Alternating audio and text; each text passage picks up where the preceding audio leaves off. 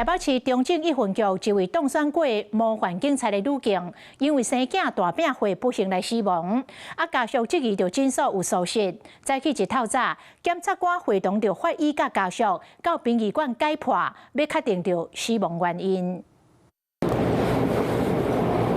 伫无挂嘴暗表情哀伤，拢无讲话，行入上验室，伊是真情，因为难产不幸离开世间圣诞的女员警的翁婿，边仔这个是伊的小弟。检说请问有初步的调查结果吗？目前调查进度是如何？认为是医疗疏失吗？今日早起，检察官会同女警的家属要进行解剖遗体，确认死因。 接过奖牌，圣诞的女员警伫中正第一分局负责政府元首的维安勤务，想到伫生产的过程中无命。常为人敦厚，那举手投足间带着一份真诚与体贴，在繁忙的警务工作中，他始终是那股最安静却也坚定的力量。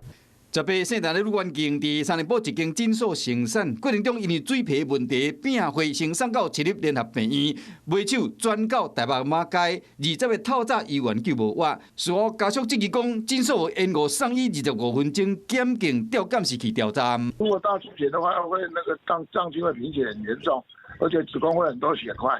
如果是羊水栓塞的话，你会看到2个肺部。 非常重，大概都超过1200g 以上。那个肺部把它放在水中的时候，会看到很多脂肪。虽然圣诞的女员警查某囝有顺利生落来，不过因为脑部的上诉无够，即马要伫治疗。女警难产离开世间，当然真唔甘。家属提出告诉，要讨一个真相。